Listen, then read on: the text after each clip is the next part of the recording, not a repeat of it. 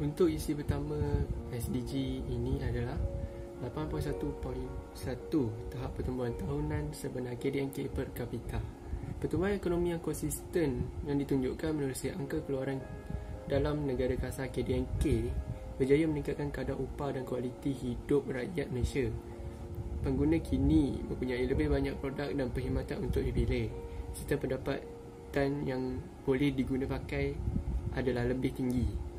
8.2.1 tahap pertumbuhan tahunan sebenar KDNK bagi setiap pekerja. Sejak kerosakan ekonomi global pada tahun 2009, produktiviti tenaga kerja diukur sebagai KDNK bagi setiap pekerja telah meningkat di dunia, mencatatkan kadar pertumbuhan tahunan yang positif secara konsisten sejak tahun 2010. Pada tahun 2018, produktiviti buruh dunia meningkat sebanyak 2.1% tahunan, tertinggi pertumbuhan sejak 2010. Yang ketiga, 8.3.1 perkadaran pekerjaan tidak formal dalam pekerjaan bukan pertanian mengikut jantina. Pekerjaan tidak formal yang mempunyai kesan ke atas kecukupan pendapatan, keselamatan dan kesihatan pekerja dan kondisi pekerjaan kekal berluasa menurut data yang diperoleh melalui sahaja ini. Dalam 3 suku negara, terdapat lebih daripada separuh individu yang bekerja dalam sektor bukan pertanian adalah dalam kategori pekerjaan tidak formal. Kajian menunjukkan bahawa pekerjaan tidak formal mempunyai kecenderungan yang lebih tinggi untuk bekerja berjam-jam dan menerima gaji yang lebih rendah. Seterusnya, perbezaan pembayaran gaji berlaku ikut jantina. Perbezaan upah berlaku apabila seseorang menerima bayaran berbeza daripada individu lain bagi perkhidmatan buruh yang mereka tawarkan. Diskriminasi berlaku apabila pekerja dari jantina yang berbeza dibayar upah yang lebih tinggi walaupun mereka mempunyai produktiviti yang sama dengan wanita, dan situasi yang sering berlaku pekerja lelaki dibayar gaji lebih tinggi. Poin yang keempat iaitu 8.4.1 jejak material, jejak bahan per kapita dan jejak bahan per KDNK.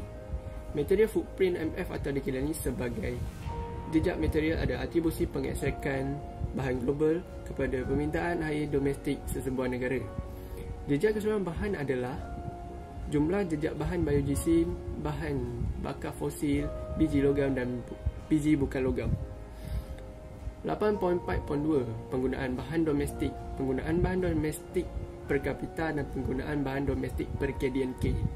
Penggunaan bahan domestik DMC adalah penunjuk perekonomian aliran bahan standard MFA dan melaporkan pengguna ketara bahan dalam ekonomi negara.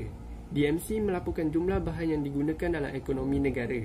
DMC adalah penunjuk wilayah iaitu bahagian pengeluaran. DMC juga menyajikan jumlah bahan yang perlu ditangani dalam ekonomi yang ditambahkan ke stok material bangunan dan infrastruktur pengangkutan atau digunakan untuk mendorong ekonomi sebagai hasil material. 8.6.1 pengurangan dengan banyak kadar belia yang mengganggu tidak dalam pendidikan atau latihan. Pada isi ke-6 untuk maklumat ke-8 ini, data-data dan maklumat tentang perkadaran belia berumur 15 tahun hingga 24 tahun tidak dalam pendidikan, pekerjaan atau latihan akan dibentangkan. Belia didefinisikan sebagai semua orang yang berumur antara 15 hingga 24 tahun. Untuk tujuan penunjuk ini, orang akan dipertimbangkan dalam pendidikan jika mereka berada dalam pendidikan formal atau non-formal, iaitu tidak formal. Pada tahun 2018, 1/5 remaja dunia tidak mengikuti pendidikan, pekerjaan atau latihan. Belia yang mengganggu kerana tiada peluang pekerjaan atau malas untuk bekerja. 8A1 bantuan untuk komitmen dan pengeluaran perdagangan. Bantuan untuk perdagangan bertujuan untuk membantu negara-negara membangun dari segi membangunkan kapasiti sisi penawaran dan infrastruktur yang berkaitan dengan perdagangan yang mereka perlukan untuk membantu mereka melaksanakan dan memanfaatkan perjanjian WTO dan secara lebih meluas untuk terlibat dalam perdagangan antarabangsa ini.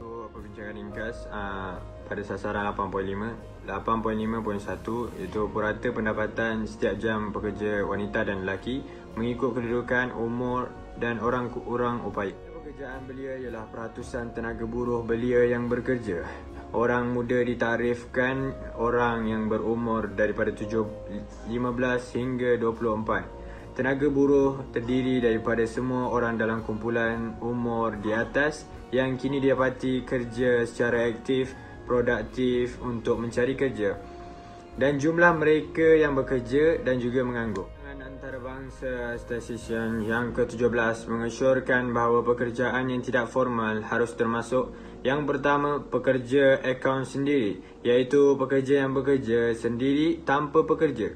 Yang kedua, majikan yang bekerja sendiri dengan pekerja. Yang ketiga, mencarum pekerja keluarga tanpa mengira jenis perusahaan. Yang keempat, ahli koperasi pengeluar tidak formal, iaitu tidak ditubuhkan sebagai entiti yang sah. Yang kelima, pekerja yang memegang jawatan tidak formal sebagaimana ditakrifkan mengikut hubungan kerja dalam undang-undang atau dalam amalan. Pekerjaan tidak tertakluk kepada perundangan buruh, kebangsaan, cukai, pendapatan, perlindungan sosial atau kelayakan kepada manfaat pekerjaan tertentu, iaitu cuti tahunan atau sakit berbayar dan lain-lain. Dan yang terakhir, pekerja akaun sendiri yang terlibat dalam pengeluaran barangan secara eksklusif untuk kegunaan harian oleh keluarga mereka. Organisasi Perburuhan Internasional atau dikenali sebagai ILO adalah Badan Perikatan Bangsa-Bangsa, yakni PBB. ILO ditubuhkan adalah mempromosikan hak-hak di tempat kerja untuk mendorong terciptanya peluang kerja bagi yang layak, meningkatkan perlindungan sosial serta memperkuat dialog untuk mengatasi permasalahan-permasalahan yang terkait dengan dunia kerja. Konvensyen Teras Organisasi Pertubuhan Internasional yakni ILO menguraikan piawaian buruh utama bertujuan untuk menggalakkan peluang untuk kerja yang layak dan produktif, di mana lelaki dan wanita boleh bekerja dalam keadaan equity, bukan diskriminasi, selamat, bebas dan maruah mereka terjaga. Saya ingin memetik satu petikan daripada surah Ar-Ra'd ayat 11.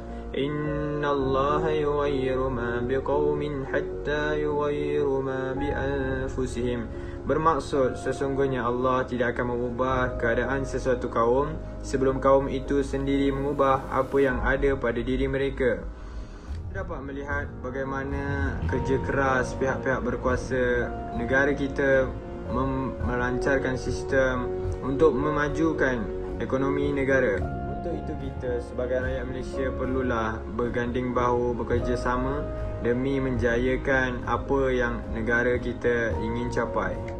Seterusnya ialah target 8.8 iaitu melindungi hak buruh, hak pekerja dengan mengetengahkan persekitaran tempat kerja yang selamat untuk semua pekerja.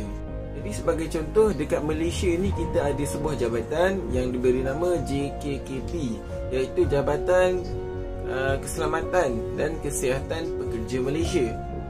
Jadi jabatan ni bertanggungjawab untuk melindungi ataupun menjaga keselamatan, kesihatan dan kebajikan orang yang sedang bekerja daripada pelbagai sektor. Ini merupakan agensi kerajaan yang diberi tanggungjawab untuk mentadbir dan menguatkuasakan undang-undang mengenai keselamatan dan kesihatan pekerja dengan wawasan menjadi sebuah organisasi yang menerajui negara dalam membentuk budaya kerja yang selamat dan sihat. Berdasarkan Persatuan Buruh Antarabangsa ILO, pekerja migran lebih terdedah kepada risiko yang lebih besar berbanding dengan pekerja tempatan. Jadi piawaian keselamatan dan kesihatan pekerja ILO yang sama rata dilaksanakan sama ada kepada pekerja migran ataupun pekerja tempatan itu sendiri.